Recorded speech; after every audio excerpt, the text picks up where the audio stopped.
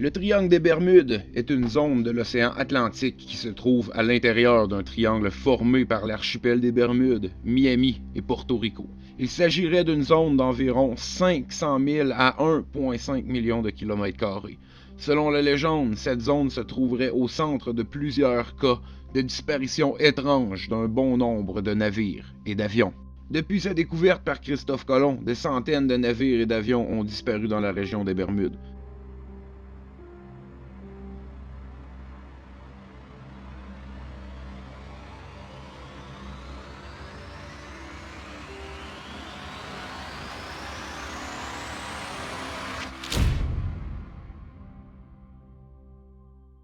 La première disparition enregistrée date du début des années 1800. En 1804, le Pickering, un bateau américain, disparaît sans raison dans cette zone.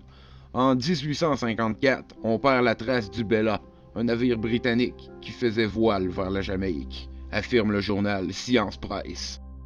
Parmi les cas les plus récents, entre les années 2000 à nos jours, se comptent 8 cas de disparition, dont 6 d'avions et 2 bateaux, pour un compte de victimes totales s'élevant à plus de 500. Mais ce ne fut qu'une fraction du nombre total de disparitions survenues dans le triangle des Bermudes, qui compte près de 300 disparitions à son actif.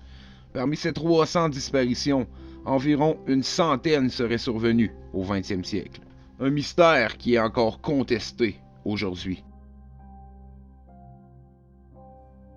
Tout d'abord, plusieurs argumentent sur la véracité du mythe, à savoir s'il penche plus du côté de la science ou du surnaturel. Beaucoup avancent même qu'il s'agirait d'une simple légende exploitée par écrivains et romanciers.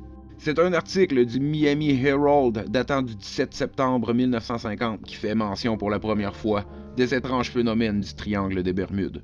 Depuis cette mention, de plus en plus de cas semblent être rapportés par journaux et articles de toutes sortes.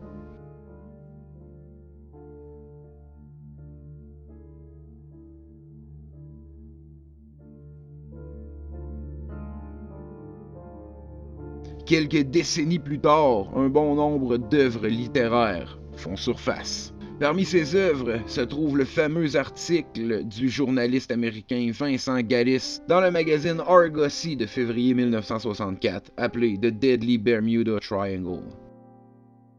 Dans les années 70, de plus en plus d'ouvrages sont publiés, dont une dans le Los Angeles Times, qui estime que plus de 190 navires et 80 avions auraient disparu dans cette même zone au cours des 100 dernières années. Un best-seller fut même écrit en 1964 par Charles Bennett, ce qui marqua officiellement la popularité de cette zone étrange et dangereuse. Bien que le but de ces œuvres et les motivations de leurs auteurs fût de clarifier et mettre en lumière l'existence de ce mystère, beaucoup prirent ces œuvres littéraires comme de la fiction et relayèrent cette zone mystérieuse au simple titre de mythe. C'est alors que les théories commencèrent à fuser de toutes parts. Les adeptes avancèrent alors leurs théories au premier plan et les combats science contre surnaturel s'amorcent.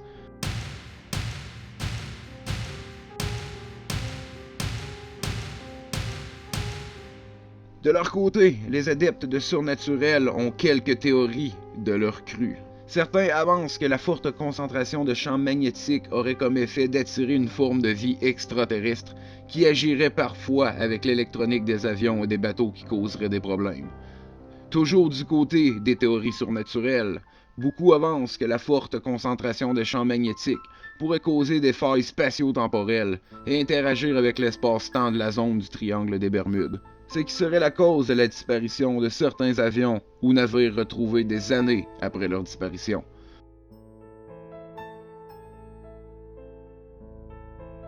D'autres théories, plus sensées, avancent que la forte concentration de champs magnétiques perturberait les appareils électroniques et pourrait affecter la trajectoire des bateaux et les instruments des avions. Par contre, il fut bien sûr impossible pour tous adeptes de théories surnaturelles de prouver leur véracité. De leur côté, les théories scientifiques tiennent un peu plus la route. Une des théories est simplement que les conditions climatiques sont souvent mauvaises dans la zone du triangle des Bermudes. Beaucoup avancent qu'il s'agit d'une zone à risque d'ouragans et de violentes tempêtes. Par contre, les Caraïbes disposent d'un climat beaucoup plus propice aux ouragans, et compte quand même beaucoup moins de disparitions de bateaux ou d'avions. Une autre théorie avance que la zone des Bermudes est aussi une zone propice aux vagues scélérates. Les vagues scélérates sont des vagues océaniques gigantesques et soudaines qui frappent les bateaux sans avertir. Par contre, le phénomène est considéré comme étant très rare et ne peut être responsable pour la disparition des avions. Finalement, une autre théorie déclare qu'avec le réchauffement climatique, les poches de méthane créées par l'action des bactéries, piégées dans le sédiment sous forme solide, fondent sous l'effet du réchauffement des eaux et sont libérées. Le sédiment peut alors se rompre sous la pression du gaz et provoquer un dégazage important. Ce phénomène provoque une sorte de trou dans l'océan et des bateaux qui navigueraient au-dessus de ces zones n'auraient ainsi plus de portance. C'est ainsi que les navires seraient soudainement attirés vers le fond. Mais encore, il ne s'agit pas d'une explication valable pour la disparition d'avions.